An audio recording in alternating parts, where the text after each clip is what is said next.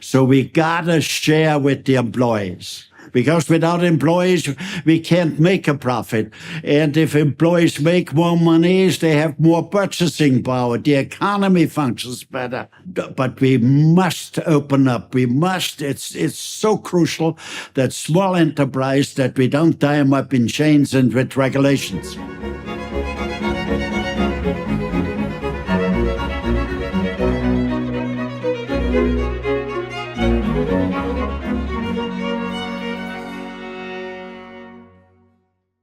Hello, everyone watching and listening. Today, I have the honor to speak with Frank Stronach, founder and CEO of Magna International, one of Canada and the world's great companies. Frank built that company from nothing, starting in the 1950s. It's quite a story. We discuss the keys to motivating yourself, to starting and maintaining a successful and expanding business, why that's a good thing for yourself and everybody else. The idea contained within his corporate constitution. It's an economic charter of rights which advocates for the input, autonomy, and profit sharing among all workers, management, shareholders, etc. And I'm very much looking forward to talking about it with him. Hello, Mr. Stronach. It's very, very nice to see you.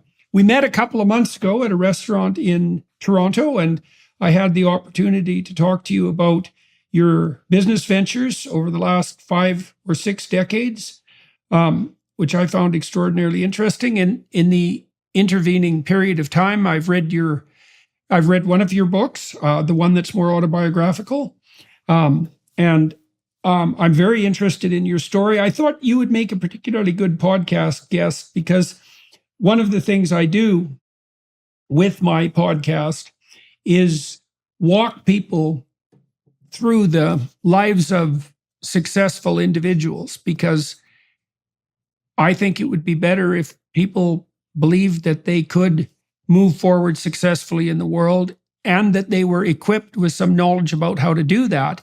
And I think that's something we could really concentrate on, focusing in on. I know it's very important to you in this podcast. You came to Canada in the 1950s. We'll go through your story autobiographically.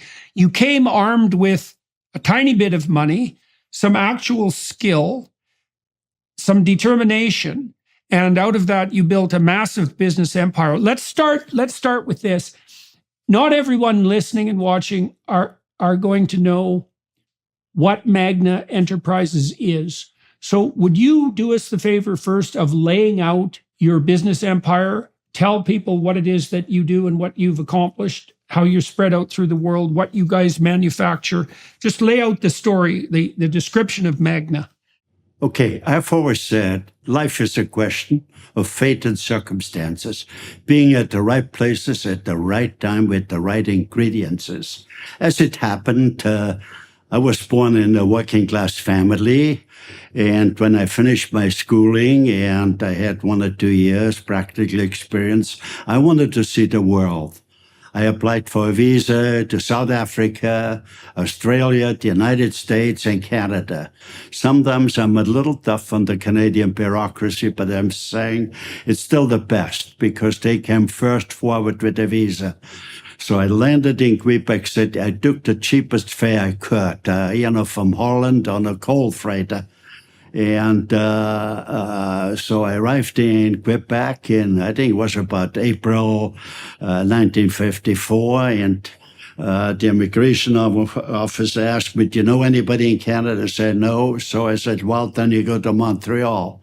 So I took a train to Montreal, but I didn't know anybody. My English was reasonable okay, and there were some English-speaking people on that ship, and so I tried to practice my English. So anyway, I knew because I had $200 in my pocket, and I knew that wouldn't last me too long if I would right away board a hotel or whatever. So the people told me, look, just walk along the streets, and it's customary if you see a sign, room to let, just knock on the door, and then you might get a room. So I did work for him an hour or two, right? I knocked on the door. There were a few signs I've seen. I knocked on the door. I think I kind of looked a little rough from the long journey, and so they say it's already leased. But I did find the room. So the next morning I got up and I looked at the road maps. I looked at and walked around, and I worked in the factory. But it was in '54. There was a major recession. I just couldn't find a job, right? And during that time, I was hungry not because I wanted to lose weight. I was hungry. I had no money to buy food. And if you experience that, that's an impression which will last forever. It's burnt in your soul, right? So anyway, I ran out of money. I was hungry. I had an acquaintance, not a close friend, but somebody I know from the same town I came from, and that was in Kitchener, right? So I saved enough money I bought a Greyhound bus ticket, and I moved to Kitchener. I traveled by bus by Kitchener from Montreal. And so when I got off the main square, I asked somebody where such and such address is. They said, look, go up there 4 blocks and then ask again. And so up 4 blocks, ask you, well, go up 3 more blocks and then you might have to make a left turn. So after about 2 hours of walking, I could find the house where that fella lived, and I knocked on the door, and an elderly lady said, Max, that was the fellow's name, there's somebody here who wants to see me. I was it was a very happy feeling, to meet somebody which you know from previous days. So anyway, Max came down, and he looked at me and said, you look a little rough. Are you hungry? I said, yes, come on in. So the next day, I slept there. The next day, we started job hunting. In the industrial site, there was nothing, but I did find a job at the Kitchener-Waterloo Hospital in the kitchen. And so I felt so sorry for myself. I feel when I come to Canada, I get a manly job, cutting trees down or digging out stones, something manly. But I was there in the kitchen with a lot of elderly women, nothing against elderly women. My mother was an elderly woman. I liked her, but I felt sorry for myself, peeling potatoes, washing salads, etc., etc. So in the evening, I was just itching to get away to be amongst people. In those days, there was an Austrian club in Kitchener, so I went there. In those days, there was slow dancing, right? A lot of music, and when I danced with a girl, what you do, where you're from. I say, I'm from Austria. What you do? Well, I work in a hospital. My hands were so smooth from washing dishes. They thought I was a surgeon. So, but towards the end, I always kind of said, no, I'm just working in the kitchen. Then I guess they didn't want to dance close. They didn't want to go out with a guy which works in the kitchen, but that's the way life is. But anyway, after a little while, after about a month or so, I did find a job in an engineering and a production-oriented company. Their company worked exclusively for the Aero aircraft, right? Which Canada developed, but that project wasn't financed anymore, and it was closed. The factory, the Aero aircraft factory, I think, was closed. The company I worked for was closed, so I hitchhiked a ride from Kitchener to Oakville. Ford was building a new factory at the time. There were huge lineups. I waited for about 2-3 hours before they interviewed me, and they interviewed. Looked, yes, you're tool and die maker. You're too young to get any experiences. So I wasn't hired, and I drifted to Toronto, then I hitchhiked right to Toronto. But years later, I had many times, a meeting, a lunch meeting, dinner meeting with the president of Ford, and they told me, "You're lucky. If I got hired at the time, I would be the president, right?" So I could tease him, right? I knew him well enough that I could. But anyway, I did find a job then, a very small company, about 10 people. After a year, after a few months, the owner said, "You're doing a great job. I want you to be a partner of mine." And my chest swelled a little, and that's great. And nice guy, but he'd never wrote it down, what it's all about. So I said to myself, there's nothing to do to run a factory. So I looked in the papers, and I found a job. I got paid a lot more. I moved in a rooming house where the toilets were in the hallway, and I saved every dollar. After a couple of years, I saved about $5,000. I rented a garage. Actually, it was the gatehouse of Standard Products in Dufferin and DuPont in Toronto. And the size was about maybe double the garage. I bought a few used machines. If I had a $5,000 saved up, I guess in terms today, that would be at least 100 or 150,000, right? So I bought the used machines, and out I went hustling. I knocked on factory doors, and I said, I'm great in solving problems. And I said, "Look, if I can't solve the problems, you don't have to pay me." But anyway, after 1 month, I hired a worker. After a year, I had about 10 workers. After 2 years, about 20. After 5 years, about 4,000. After 10 years, about 75,000. After 20 years, 125,000. And then I built up a company with 170,000 employees in 34 different countries. So anyway, the message I want to get across is, when we're younger, we all hustle to make some monies so that we can live in dignity. I guess I could have lived in dignity in all the 34 countries, but I chose Canada. I think I've seen the world, and I met just about every president, from Clinton to Putin to Tony Blair, just about everybody. And I could see Canada perhaps the only country now which could be a role model, where we could implement an economic charter of rights. Magna basically is more than a business. It's really a culture. I call it the fair enterprise system. The basic philosophy on fair enterprise is the human charter of rights alone is not sufficient. We have to fortify it with an economic charter of rights.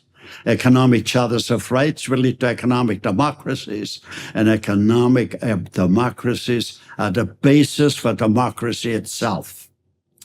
But let me explain it a little better, because we don't talk too much about it. Those conversations are not they're not plentiful, right? But let me simplify things now. All the politicians, all business, matter of fact, most people agree if the economy doesn't work, nothing else will work. You cannot feed the hungry. You cannot look after the most fragile people, the elderly, the sick, and the handicapped. But we do not talk what drives the economy. The economy is driven by 3 forces: smart managers, hardworking employees, and investors. That means all 3 have a right to the outcome, which is profits. The message I want to get across is, if we fail, or if we do not let workers participate in profits, then we got a problem, okay? Because the world has always been dominated by the golden rule, and still is. The people which have the gold make the rules. I don't want to be dominated by anyone. If I feel that strong then I should not be able to dominate somebody either. So thereby, the only way we be able to achieve that is via an economic charter of rights. The message I want to get across to Canadians is the human charter of rights alone is not sufficient.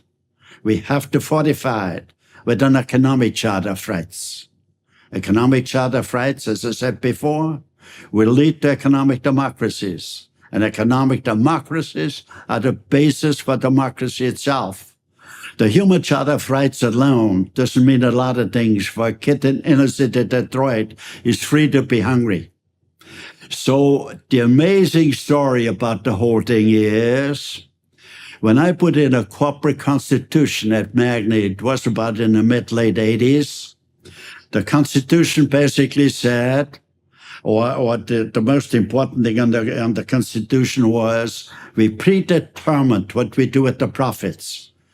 So the Constitution said, the profit sharing said, 20% of the profits go to the shareholders, 10% goes to the employees over and above their wages, half in shares, half in cash, 6% management gets, 2% charity gets, and 7% is reinvested for research. So when I put the Constitution in, the profits went up the first year about 40%, the second year about 100%, the third year about 200%. When you empower employees, where they share, where there's a clear-cut concept, where they share in the profits, you release an enormous energy. You know, because they're on the front line, the employees on the front line. They can see what you have to do to make a better product for a better price. So that's what it's all about. That's the kind of that's what the world needs. You know, we stand perhaps at a crossroad. Who will dominate the world? The United States is slipping to a certain extent. The United States has dominated the world for the last 100 years. And where freedom and religious freedom, freedom to speak, and a lot of freedom are great, right? We have maybe followed it up, and we could do a little better there. But the United States, unfortunately, has a lot of problems. There's cancer in the inner cities. The poverty is enormous. I don't know if it's feasible, right? But the key question we have to ask ourselves: what can we do to, because the divide is too great. There's so much money held by just a few, and there's so much poverty by many. Okay, so what do we have to do to level that out? Not completely. You should never level it out.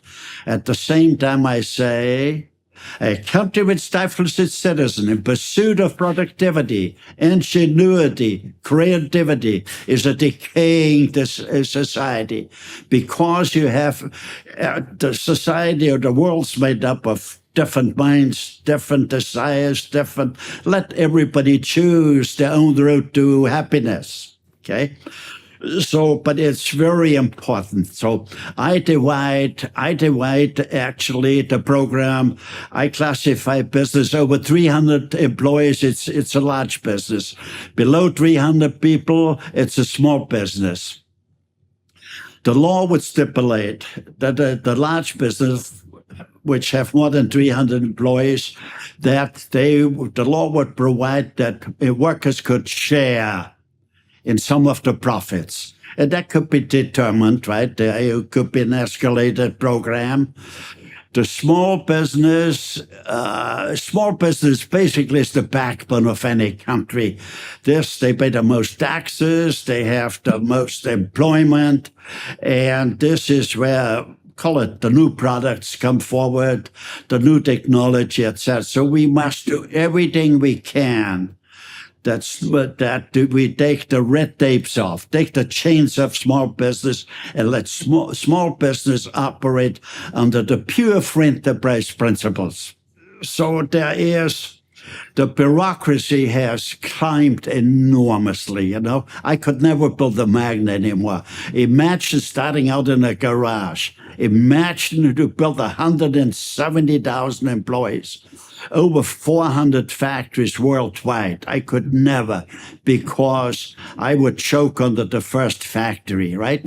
And I could give you examples now how cumbersome it is, right? Okay, and when we look back 40, 50 years, yes, we have a lot of security, our safety measurement, and buildings have to be built that they don't collapse over the snow load, etc. But the bureaucracy has climbed to such an extent. But I'd like to point out, to bring about change, you won't bring about change if you point the fingers whose fault it is, and you cannot do it with a chainsaw either. So I'm saying it's not the fault of the bureaucrats. In a free society, everybody has a right to find a job, whatever the job openings are. It's the system we have to change. Our politicians are trapped in the systems, because the politics is whoever brings forward something new, any politician or party, they won't win because you could criticize them. So this is the problem. Politics, government can't fix things. So it needs a private citizen. It needs a coalition of what I would call concerned Canadians, where you could leave the program relative short, that you could combine. This is what we need to get the economy going. Because the economy, I think it's frightening what will happen over the next 5-10 years. We don't make things anymore. When you see factories, the factories are all warehouses. We don't make things. And when a country doesn't make things, they got to import everything. That is where the economy breaks down, and where there's no jobs, where people go hungry. So we got to avoid that. So I think I've given you a bit of a short overview, and I would be very happy to answer questions and how can we fix things.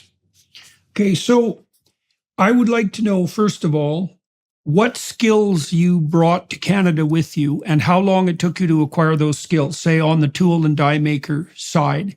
And then also, what attitude you think you brought to bear to your work that enticed the first person, for example, to offer you a partnership, but that also made you capable of taking the risk and developing the vision to rent that first empty garage.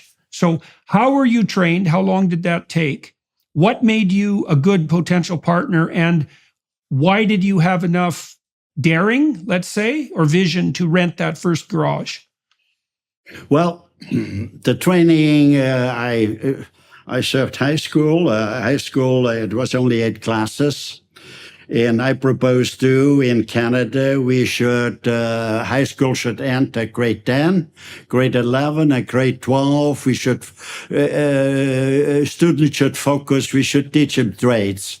And that doesn't mean that the students after grade 12 couldn't go to university. I'm just now telling people the situation I was exposed to. So it was a 3.5-year program. We had 1 or 2 days where we had theoretical stuff, where we had to be in classrooms, and let's say 4 days we were in the workshop on the floor learning different things. So that was the program. What did you learn? What skills did you acquire? Tool making is sort of for every. You need, let's say.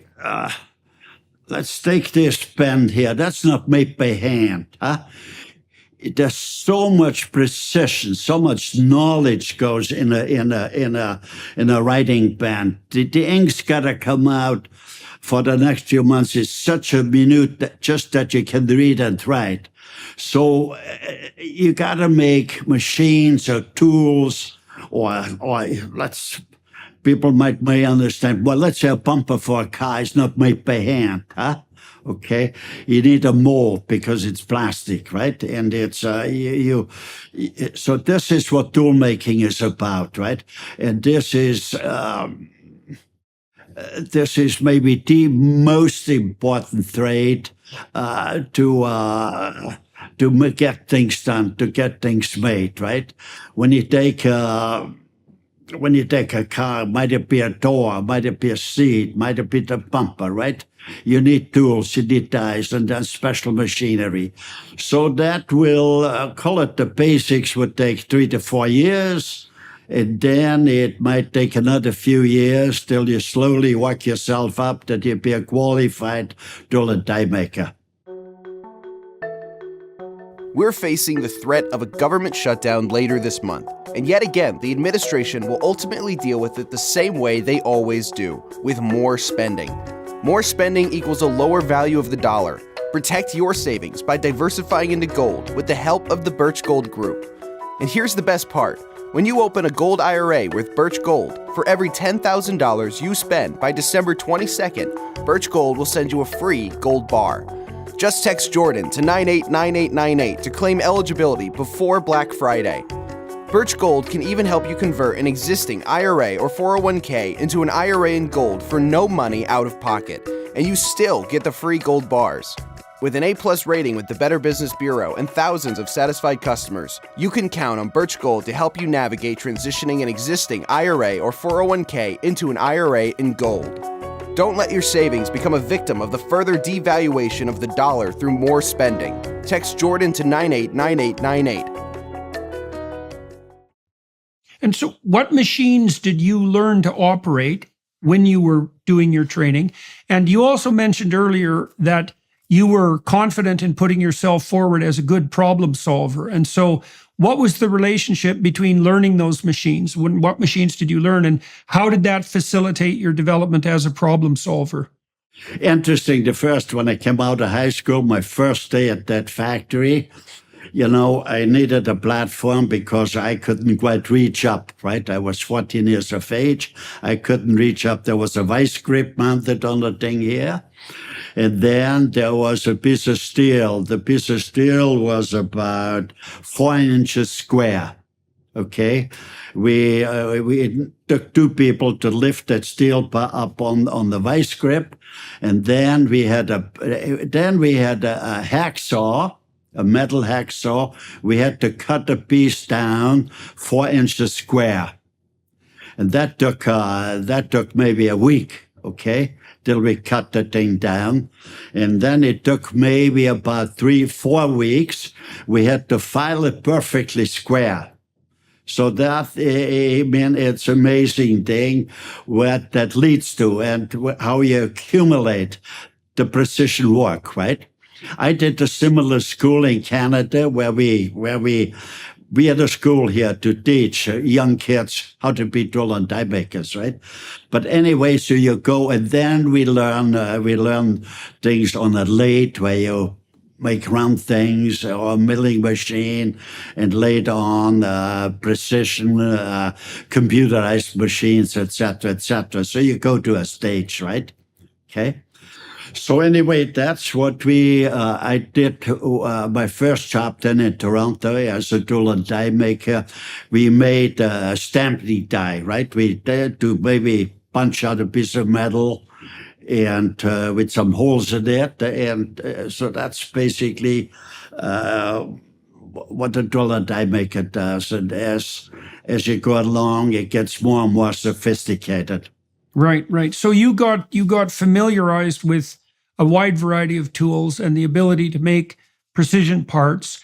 Now, you said you also became a good problem solver, and then you also developed this idea that you could rent your own garage and start producing your own tools. Now, one of the things you said was that when you went out to sell your services, you told your potential customers that you could solve a problem, and if you didn't, they didn't have to pay you. And the reason I want to focus on that in part is because I want to know how you developed the vision to rent that garage to begin with, but also how you knew that the proper thing to sell to potential customers was your service as a problem solver, right? Because what you're saying to them essentially is, well, you guys have a problem and it's plaguing you and you need it solved. And I'm the guy that can solve it, and I'm willing to, demonstrate my capabilities, which is really an excellent approach to sales, because you want to find out what the person's problem is and you want to be the solution. But how did you develop that problem-solving ability and your confidence in it? And then why did you think it was worth taking the risk to rent that first garage? Jordan, you ask great questions. Those have to be answered. The reason why I'm sitting here is, look, I want to roll off the experience I accumulated.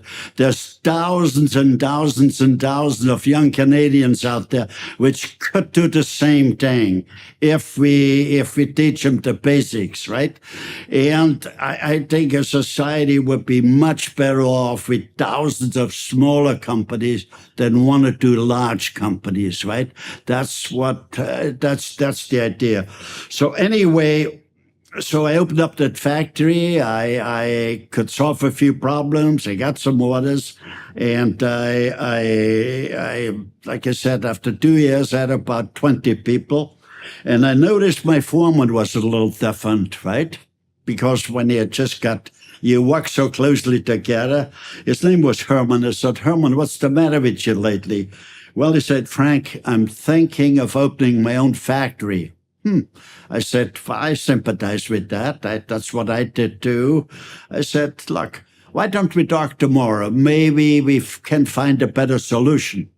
That evening I was talking to myself, and I said to myself, if that foreman's going to leave me, that would stifle my growth. I didn't like that. The next reason was, if that foreman's going to leave me, I got to do all the work myself. I liked it even less. The third reason was, if I hire a new foreman and I don't show him how to run a business, I still got to do all the work. And if I hire a new foreman and I show him how business is run, it's just a question of time before he goes out and opens up his new factory.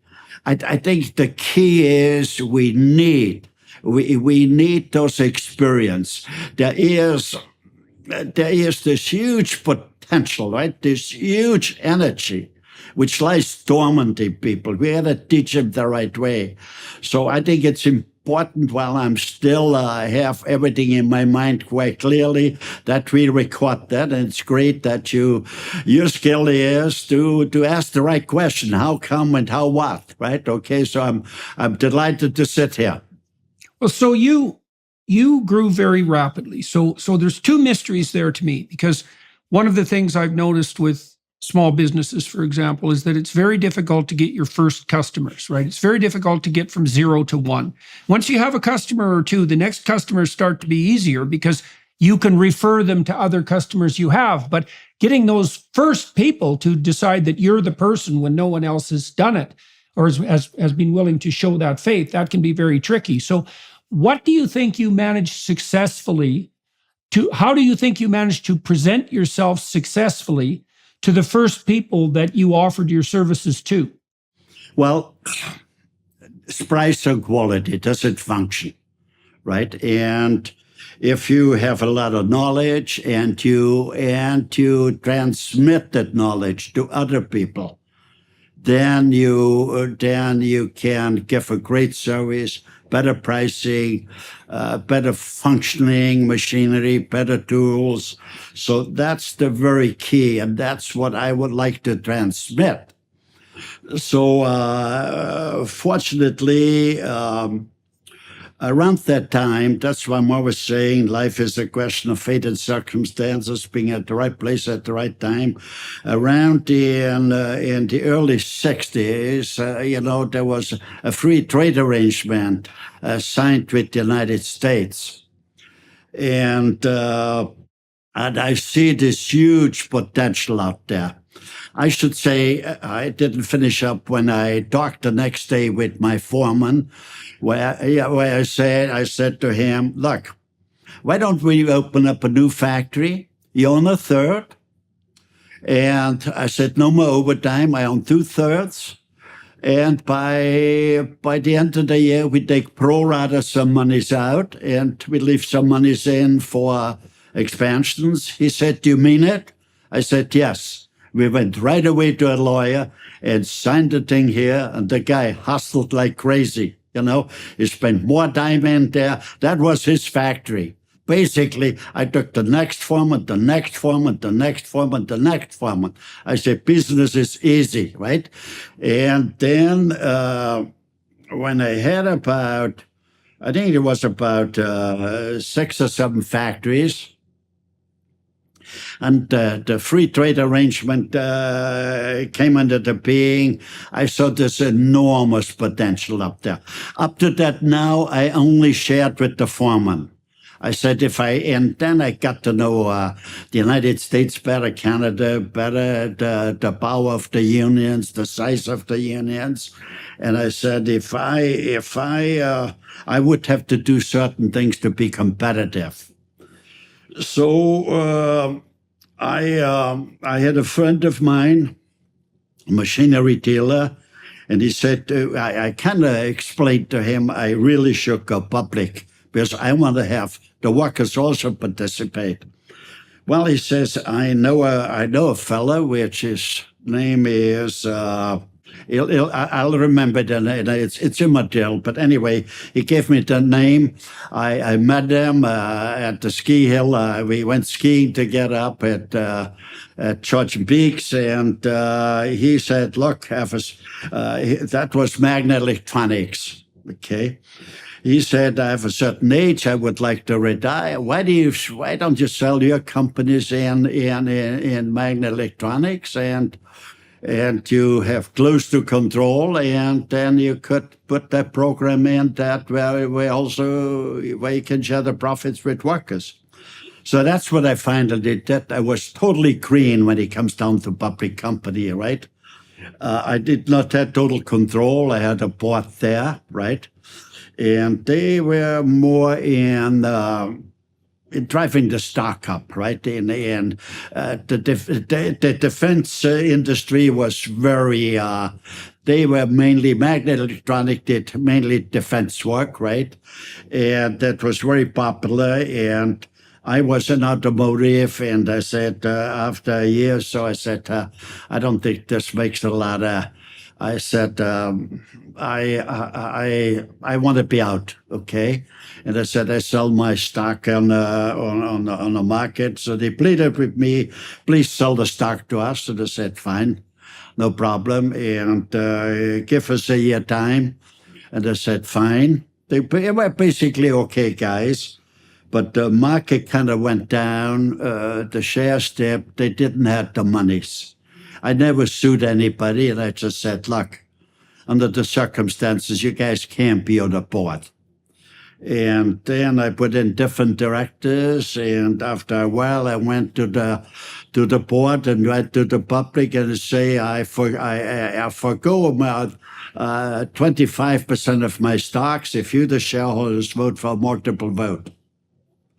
Because I came to the conclusion, I want to run things, and I can't have 20 guys or 50 guys left and right discussing, debating forever, right? So the shareholders voted for that.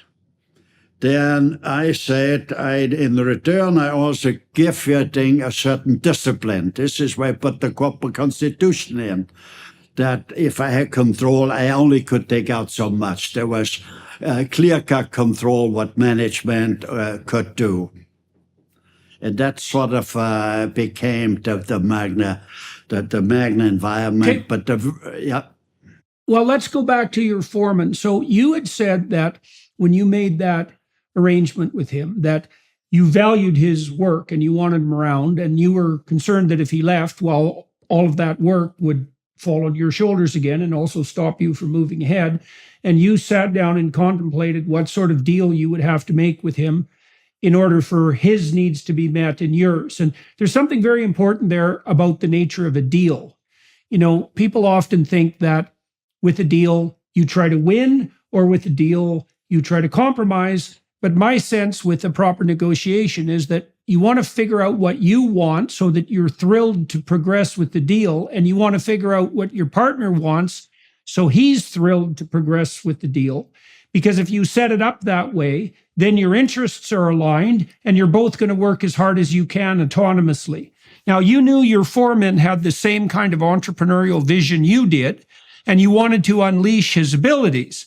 And so you offered him a third of the company. You said you'd take 2/3.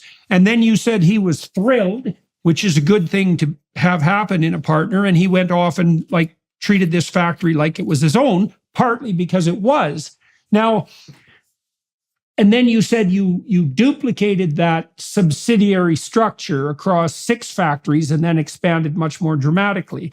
And you also, at that point, also noted that that principle of distributed ownership should be brought down to the workers. So you were starting to develop that as an explicit philosophy. Now, why do you think it was that you realized that your foreman needed ownership? Why do you think you were willing to grant it to him? And why do you think that the agreement that you made, which was that you would own 1/3 of the, or that he would own 1/3 of the company and you would own 2/3, why do you think that was a desirable and compelling motivational arrangement for your foreman? First of all, a deal, it got to be a deal for both sides. It's got to be good, right? And as a company grows, circumstances might change a bit, et cetera, et cetera. So you make provisions if you can. The reason why I think he was delighted with the deal is when we had verbal arrangements, I never went back on my word. I think that's a very key, right? So he felt comfortable when they say we take out 1/3, right? We take out a portion in a pro rata. So he felt kind of comfortable, right? That's very crucial. Like later on, if once when they had about 30 or 40 or 50 or 100 factories, and I had a prospective manager, which I interviewed. I said, look, there's the name, the addresses of 100 factories. Pick whoever manager you want to choose and ask him how I run things. Okay? The message what I wanted to get across, if you promise something, you must keep it. Doesn't matter what the thing is. Because if you got the ability, you can always make monies. If you lose your reputation, you can never repair it. So I think I had a reputation built up.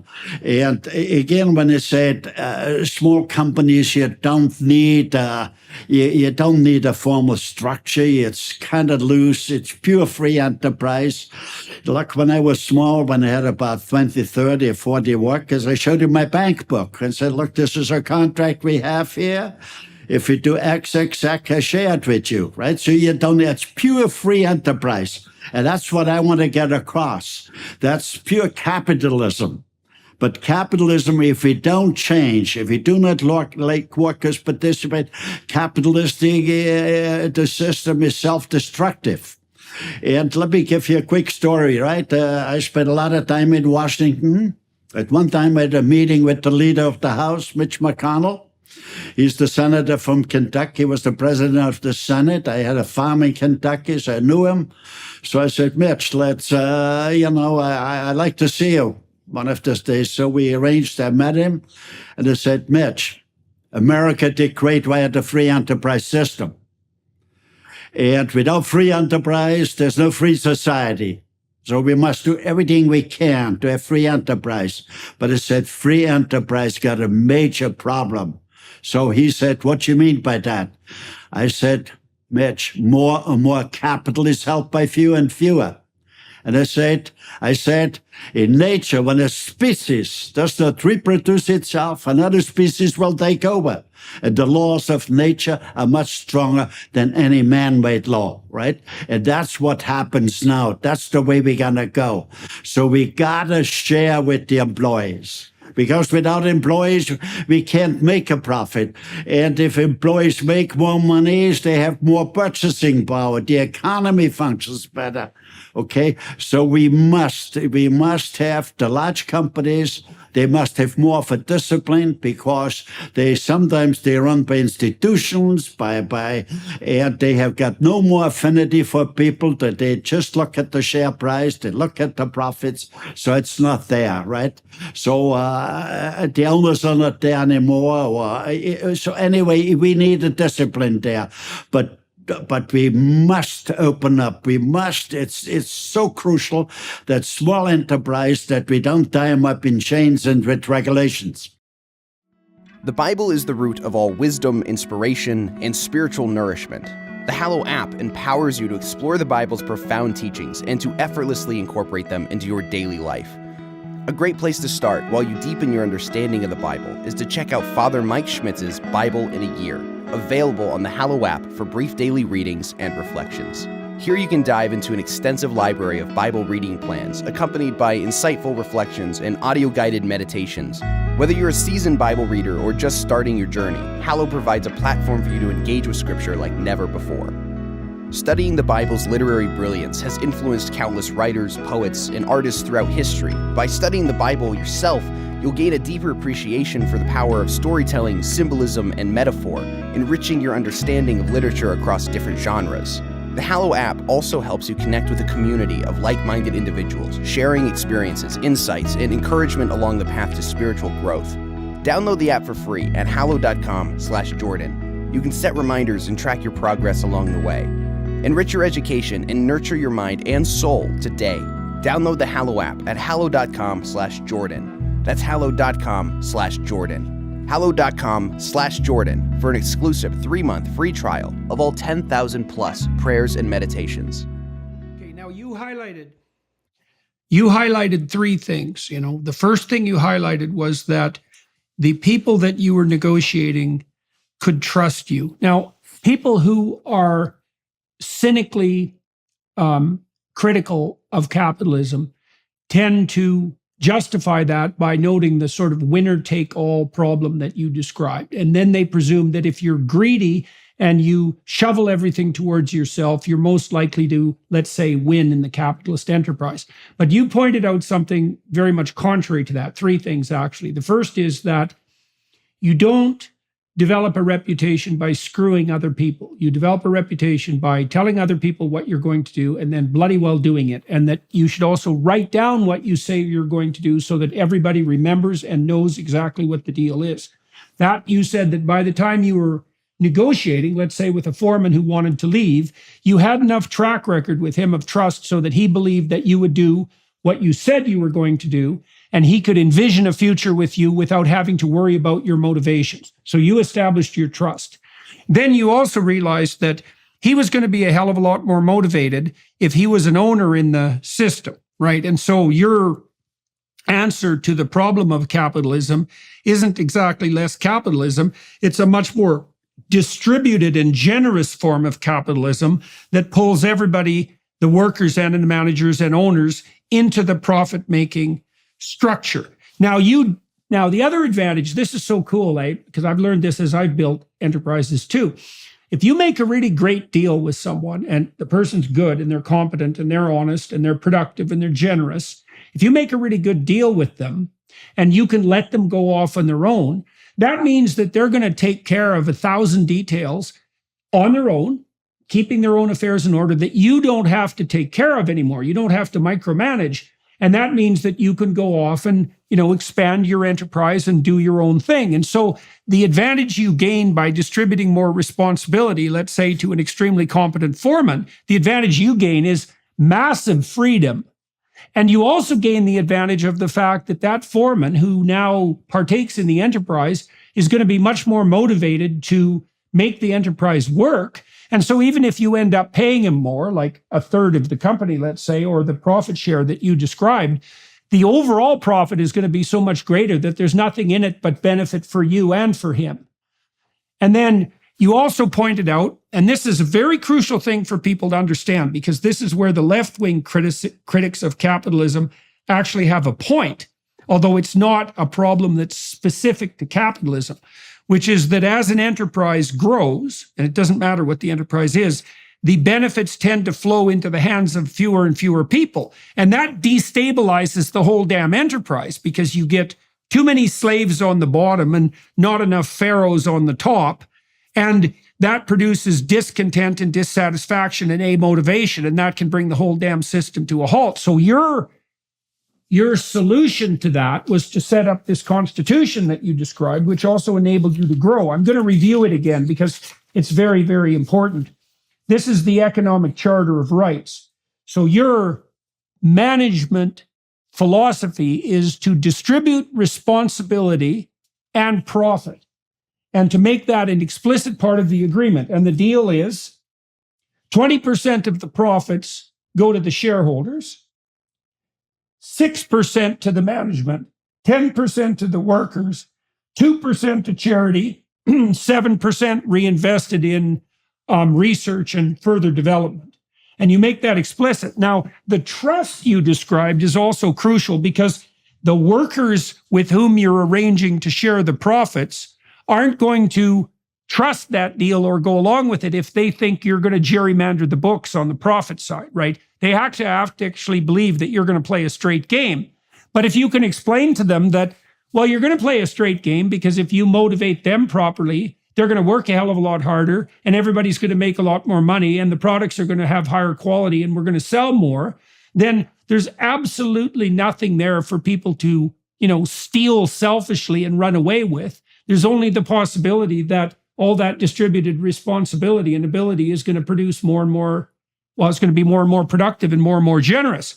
Now, I asked you when we met at the restaurant a couple of months ago whether or not you had run into labor problems as you grew, because going from, no employees to 100,000, you're obviously going to be dealing with potential labor issues. And you said that as a consequence of this constitution and the trustworthiness of the process that you've been able to pay your workers a premium rate, but that you've also had almost no labor trouble.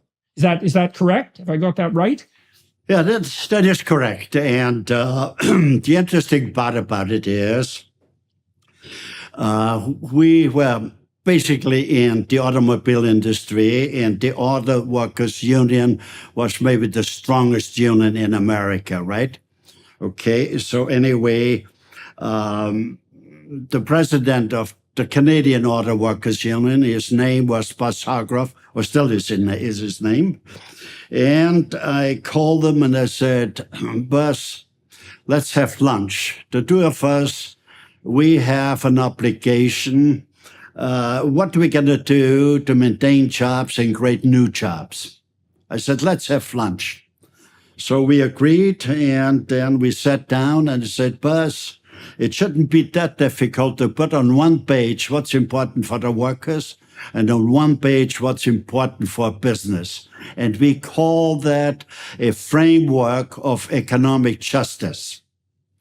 After a few weeks, we managed it a bit. We agreed on the thing, on that structure. He said to me, I might not get it through to my membership. Okay, but he did get it through, and we incorporated that. We took two factories where we said, look, we're gonna try and see how that works, right? The part was our workers were very upset. They said, look, we find we are happy. You want to change a total different thing here. I said, look, I have an obligation. We live in a society. We are a very important part of that society. We got to find ways and means. Can we learn from that, right? Because when I made my, if you have a few hundred factories, when I made my rounds, I made it a habit always do at least every month I see maybe a new a factory which I haven't seen for a while. When I made my rounds, I got the workers together and I said, look, those are the basic principles. But I said, let's make one thing clear. No government can guarantee your jobs. No union can guarantee your jobs. Not even Magna can guarantee your jobs. But I'm the head of the Magna. I can guarantee one thing, the basic principles. And that is, the very key, I said, is if labor and management work together and make a quality product, that's the best guarantee. That's the best guarantee. And we can make the quality product if we communicate. And we put a very important structure in our company, right? We audit the human capital. It's a very unusual thing here. First of all, I put in a hotline. I had some trusted people, and we got a big notice on in the factories. If you're unhappy with something, discrimination or unfairness, or women get bested by whatever it is, call a hotline. But you don't have to give your name. And I had people then investigate. Those were trusted people. And now when I would talk with managers, they said, that's one of the best things you did. Because the first reaction when I did that, the manager said, are you spying on us? They were unhappy. But now it's another, because if you have an unhappy employee, unhappiness is contagious. If you get unhappy employees, there's no way you can make a quality product at a competitive price. So that's very, so we've done that on a verbal thing where we have, and then we did actually an audit, a human audit, where an employee got an envelope with no name on it, no, and they could take it home and fill it out, various questions. Is it safe? Is it fair? Discrimination or whatever. You could fill it out. And there's only one in an envelope, no name on it, and you drop it in a box. And it's collected, and then we analyze it. And we could see right away if there was a problem. Okay, we could see it. So that is another very, because as a manager, let's say, the average factory was about 200 people in our, and that's another very important thing to become. I always had efficiency experts come to me, Christ, together with 400 factories, reduce it maybe to 20 or whatever. That means to have maybe 5,000, 10,000 people per factory. People become a number. It doesn't work. Right? So look, you should never forget the human side, right? By having smaller factories, and let's say the factory is located more in the northerly region, it's run like a factory, right? If hunting season comes and some people want to take some time off, other people jump in. I said, like, I cover for you. I work the extra time. It's everything relates to people. The work has got to be an equal.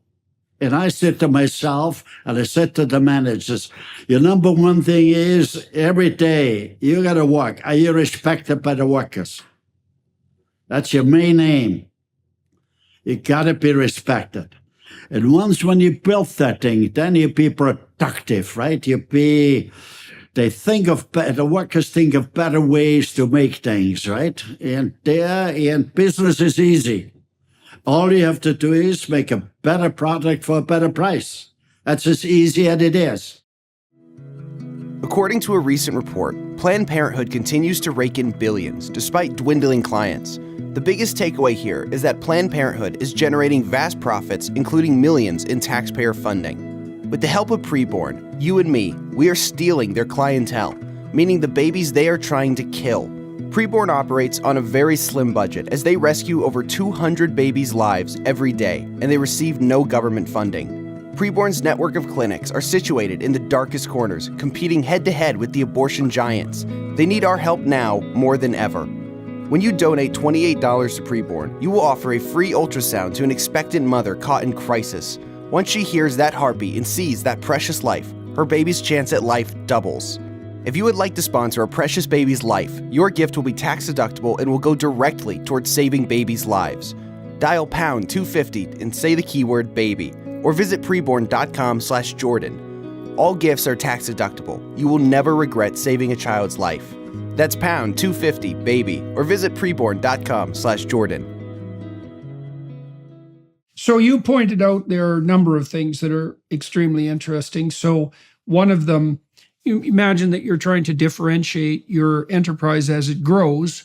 You have 100,000 employees, and obviously there has to be a hierarchy between you and them. The question is, what size should the pieces of that hierarchy be? You know, there's an anthropological literature that relates cortical expansion, so brain size, to average group size in primate communities. And the optimized group size for human beings seems to be something around 200. What generally happens in hunter-gatherer societies is that if a society exceeds about 200 individuals, it'll break into two separate societies. That's very common. And I think the reason for that is, I think the reason for that is the one that you just pointed out, is that there's once a network of associations gets to be too big, you stop having that personal connection with people and you start to become a number. Like I've certainly seen this in educational institutions. You know, the huge universities reduce the university students to numbers. They're irrelevant. There's no personal relationship. And so the students end up feeling alienated, and that demolishes their motivation. And, you know, in the typical educational apparatus in the higher education field, you have a 40% dropout in the first year. And that's obvious. That's a catastrophic figure. And I know a college, Hillsdale College, a small place, it's only got 1,200 people and it's hierarchically organized. They've managed to get their dropout rate down to 1%. So 40% is an absolute crime. Now, how do you talked about human audit. You also talked about allowing employees to put forward their concerns and to indicate their unhappiness with process and to bring new ideas to the forefront without having to worry that they were going to be targeted for doing so. And that was very effective. So you set up communication networks in your factories and you kept them small so you could do that. How do you guys do in terms of employee wages, in terms of per capita employee productivity, and with regard to turnover? Well, first of all, I want to listen to you. There is in universities a lecture course of what is the optimum people who are on the leadership, etc., and how many people are below or whatever. It's 200, right? So I should go back to school to maybe learn more about that. So but in practice, you get to know. You learn as you go along. In practice, and every business might be a little different, right? Okay, but in our thing, what I could see about a factory with 200 people, the manager had to again and practically know everybody by his first name, and how is Billy, your son? How is he in football? It's that kind of environment, right? A genuine, not a phony one, right? Not a phony one, because employees will realize if it's phony, you know, or if it's genuinely meant, right? That's very crucial, right? So anyway. Over the years, I gave a lot of lectures in universities, and I always start the students when they started out. The success of life can only be measured the degree of happiness you have.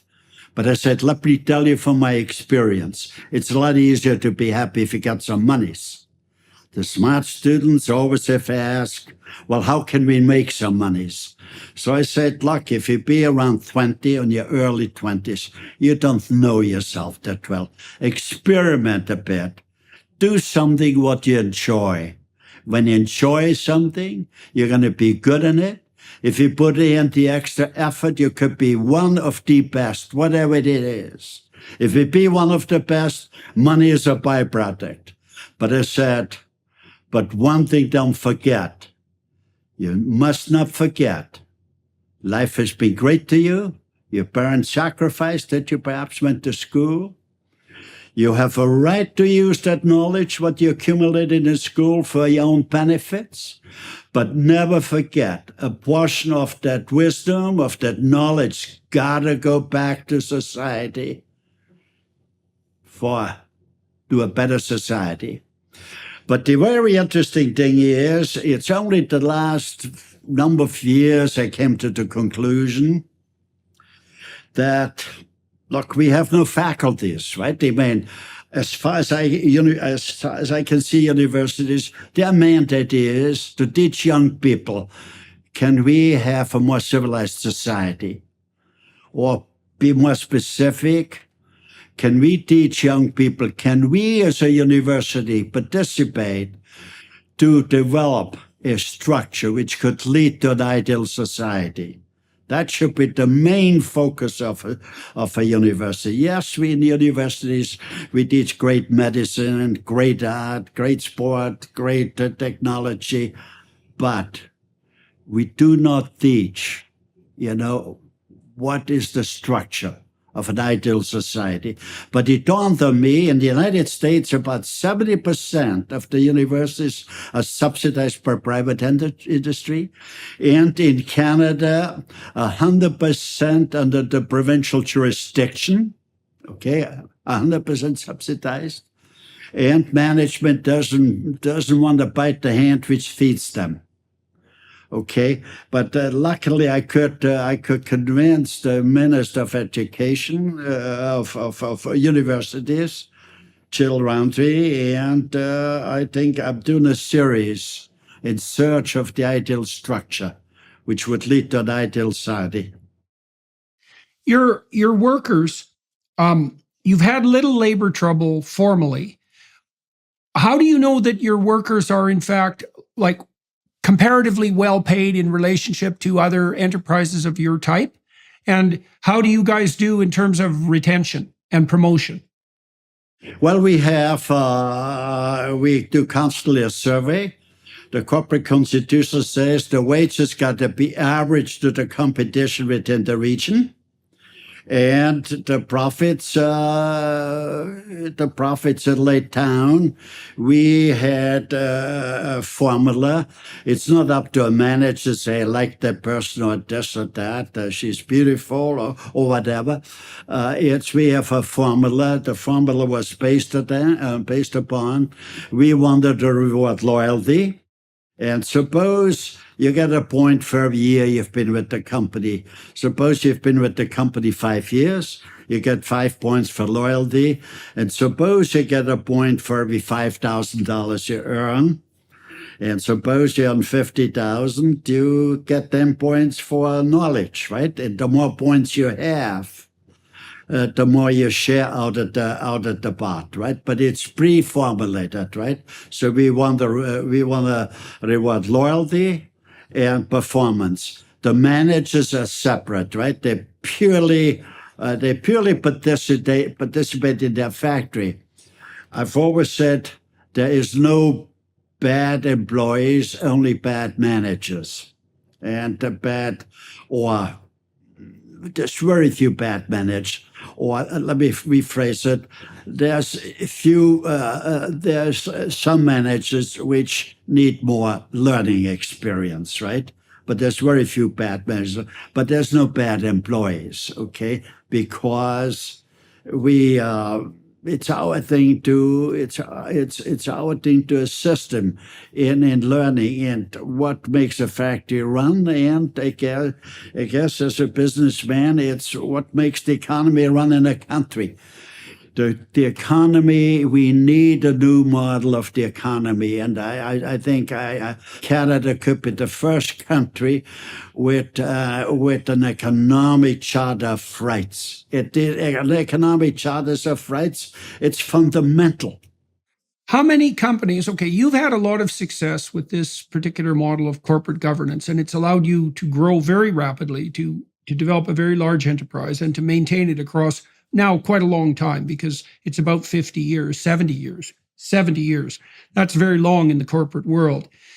How widespread have your ideas of constitutional profit sharing become? And what, in your view, has been the impediment to their wider acceptance? Well, keep in mind, I was for many years on the corporate governance board of NASDAQ, or the New York Stock Exchange. Okay, where we take a look, minority interest or the market not behaving properly, right? And we interfaced with the SEC Security Commission and brought forward that the market needs changing. Okay, there's no different in here. It's a constant, and it should be done within the company, right? And so it's expected that management live to certain standards. Employees have to live in society. We have to teach standards. We have to. We don't teach enough our kids what it's all about, okay? And after I finished my schooling in Austria, I moved to Switzerland, right? It was a great learning experience. It's a great country with great people. It's made relative easy to demand a referendum. Okay, and so on important things they have referendums. In about 2 years, I think it was in the Wall Street Journal, Swiss people defeated the referendum to have more vacation. I think the referendum was to move the vacation up from 3 weeks to 5 weeks. The people defeated it and said we cannot afford it. Right. It's the ultimate democracy. So why have the ideas that you've put forward in relationship to the corporate constitution not being accepted and implemented by more companies, do you think? I mean, your model has shown that if you're more generous with the profit distribution, and if you formalize that distribution, you seem to gain an increment in productivity. And so why, also given the fact that, capital tends to accrue in the hands of fewer and fewer people, and that's a problem for the maintenance of the popularity of the capitalist system in general, why do you think your economic model hasn't met with more acceptance? Is it just that it's too new? New ideas take a long time to distribute. What's the impediment? Sure. I wrote a book, The Greed Factor, right? And Homo sapiens are born with some greed. Without greed, Homo sapiens cannot exist. And but greed, after a certain thing, it's the most destructive force.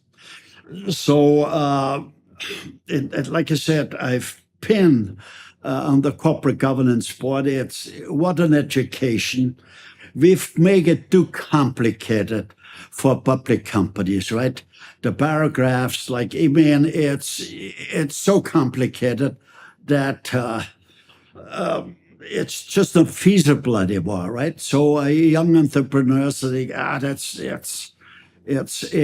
so everything is more complicated. So we got to get back again. And there was nothing wrong with Canada about 40, 50, 60 years ago. So everything functioned quite well. So we have gotten into that where we analyze, where we look. When you look at our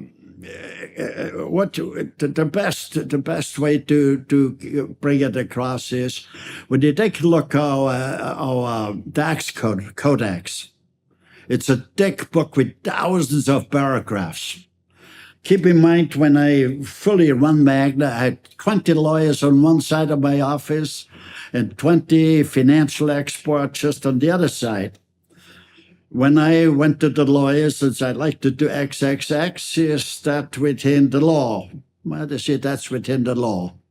I went to the thing here now, how is it treated from a tax point of view? After a week, you got the thing, it's so complete, it's so gray, it could be either way. But they said, there's some experts down in the city, which so you send them the problem or the clarification. After a few weeks, they get a big bill, and they say it can be either way. So everything, every paragraph, there's thousands and thousands. They're more convoluted than the others. Until we have a tax system, black and white, where everybody can fill out down, how can a society function? The tax system is slanted in favor of specialized interest groups. That's the dilemma. Well, so you mentioned earlier in our conversation that you believe that it would be very difficult for you to start your dual garage basic factory today, that the regulatory burden would be just too high. And so, as societies move forward in time, they tend to accrue more and more rules, right? They tend to stagnate themselves, and that's a constant danger. I mean, one of the advantages to the capitalist system is that large, unwieldy enterprises that no longer function get killed by the market and disappear. And we don't really have an equivalent function of death, let's say, in the bureaucratic realm. We have elections, but that doesn't really affect the bureaucratic state. Do you have any sense of how it might be possible to clear out some of the regulations that are impeding entrepreneurial development? And have you had any success in talking to politicians, let's say in Canada, about how some of that house cleaning might occur? The politicians can't do it. I could give you many reasons, or maybe some other times we have a little more time. But and again, I want to point out, no chainsaw approach. It's not the fault of the bureaucrats, it's the fault of the system. But a civilized way would be not to rehire till they reach a certain status, right? And it's got to relate to the GDP, to the GDP, to what we can create. It needs X. Same as a management needs X managers. The same a society could have on the bureaucratic side, a certain percentage related to the market, to what does the country produce. Let's talk a little bit about the future now. One of the things we discussed when we first met was a new product that you're bringing to market. And on the cheap and easily accessible transportation side, especially for urban commuters, do you want to talk about the product that you guys are bringing to market soon, and where you're going to build that and what your vision is for that? Yes, about 2 years ago, the premier called me and he said, I got a problem. I said, what? He said, General Motors is closing. The car industry. I got inducted in the American Automotive Hall of Fame in 2018. So I said, yeah, give me a few days, give me a week, I'll bring forward something. At around that time, I had to go down a few times. I should say the Magna head office is in Aurora, which is about 21 minutes down to the 401, right? So anyway, around that time, I had to go down a few times. What used to take me half an hour from the outer ring to the inner ring, to Bay Street, now would take, if everything is fine, would take an hour, but it could take 2 hours. So I got stuck a few times, 2 hours, and I said, what a waste of human energy, what a waste of non-renewable energies, but most of all, what a to inhale the carbon monoxide for 2 hours on the way in, 2 hours home. I said, what damage that does to the health, to the well-being of people. So anyway, I went back to the workbench, okay, I should say Magna is a major car manufacturing company. We have one factory where we produce all the Mini Coopers for the whole world. They be shipped out of our factories right into the showrooms right across the world. We developed the Aston Martin to repeat, right from our factory, shipped to the showrooms. A very unique car, no welding, no screwing. It was built like an airplane. It was glued together, right? But anyway, so I think I've done that for 60 years. I came to the conclusion it's got to be a small electric car. I think we coined the phrase micromobility. And in loose terms, micromobility means you need, you got to be able to park at least 4 of those in a regular car parking spot. To be more precise, they cannot be wider than 3.5 feet, not longer than 7 feet. And you can plug it in any electrical outlet, 110 volt, and in a few hours you can go 100 kilometers with it for less than $1, or you can have a quick charging too. So it will change transportation. Its main purpose is to get people from your home to your workplace and back home. We also done an equivalent small pickup truck, which will do inner city merchandise delivery. And I should be in mass production about 2-3 months. The fact is, just around we got the first prototypes coming off the line, and it will change. Transportation for many reasons. The primary reason is there's only so much oil in the grounds.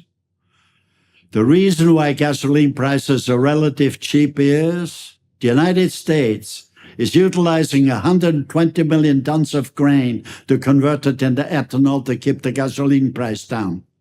You can't do that for long because the next wave will be, or the critical wave for society will be food shortages in the world.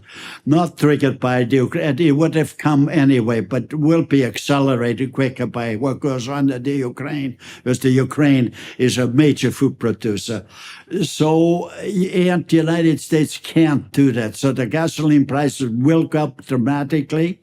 I would say will double in 2-3 years. But most of all, I predict in 8 years, gasoline will be rationalized, will only be available for essential purposes. One of the essential purposes will be electric trucks, not electric, pardon me, gasoline trucks will haul the food from the farms to the cities because the grid power will not be there for large electric trucks. Or you will not solve the traffic jams because the grid power isn't there. It would take much time and you might have to go with small atomic powered stations, right? But that's another thing here, right? But the grid system isn't there. I built the first hydrogen car with BMW about 15 years ago. Yes, it works, but much more cumbersome, much more expensive. And I see a small electric car, that's the answer for now, for the next 50, 100 years. Do you want to talk a little bit about what it looks like and what people can expect? What people can expect to see and experience when they use this particular vehicle? Okay, they're basically small, right? Again, its main purpose is to go from your home to your workplace and back home. Okay, and that means we have stifled the speed at 32 kilometers per hour, right? So basically, the insurance be so minimal or practically none because you can't do any damage. Two people can sit in a car, and the people in the pickup truck, there's 4 people can sit in there. It could be a taxi, it could be merchandise delivery vehicle. So I think we We showed it on the Canadian Auto Show. We had the biggest lineups and thousands of people drove it. They got all enthusiastic about it. And the key question is, how do we got to get around? That's the key question. Right. Well, it looked like a kind of a hybrid between electric car and a motorcycle, essentially. And you mentioned as well, that many families have a conundrum where, because there are two people working and they tend to work in different locations, that they need two vehicles, and one of the vehicles, and both vehicles are very expensive, and they're over determined for the purpose. People need a commuter vehicle, essentially, as well as an ordinary vehicle to do all the other things they need to do with it. And your sense was that this vehicle would supply a low-cost alternative to people who primarily need transportation to work and back, and who wouldn't be using the vehicle, who would be using their other vehicle for primary purposes other than that. Does that seem about right? A few changes. When I look down the road, now usually call it the middle class has a two-car garage, two cars, right? Because the husband maybe went to work. In some cases, the wife do, but in many cases, the wife stayed home. She had kids, had to bring the kids to school or to shopping, etc., etc. So when I look down the road, I think you need a special permit for a large electric car for a family, that you could go to the cottage, or that for special purpose, not for daily commute, huh? Okay, and you have 2 or 3. You could get 4 small cars in there in a regular 2-car garage, and this is where kids see their friends, or where the wife or the husband go shopping. So to run around, right? To do things, meet up with your friends, and go to school or whatever, go to work, and just it's reliable transport at low cost and no greenhouse gases. I would like to thank you very much for the time you spent today. I think it's very useful to explain to people. I think it's extremely useful to have explained to people. Jordan, I don't want to flatter you. You are gifted to bring out the inner workings of a lot of machinery, a lot of people. And that's, as a technician, yes, I'd be able to trans reasonable well, but you have a gift to transmit it, that it be easily understood by the people. So I'm delighted that I came. I'm delighted that I was invited. Well, it's so, what struck me in our conversations was the importance of disseminating your vision for fostering a generous productivity. You created an enterprise that's distributed. You said that you've made millionaires out of many of your foremen, out of people who've rose to the position where they could run their own factories. You've given people the opportunity to have a tremendous amount of autonomy under your overarching authority, and to bring out the best of them as they build their own factories and as they employ more and more people. And you've managed also to distribute that responsibility and opportunity all the way down to the workers. And, it's absolutely obvious to me that there's never been a more effective machine for producing wealth than the free exchange capitalist system. The data on that are crystal clear. As soon as you stop countries from doing absolutely idiotic economic things and free up their population under a quasi-capitalist market, then everybody becomes richer.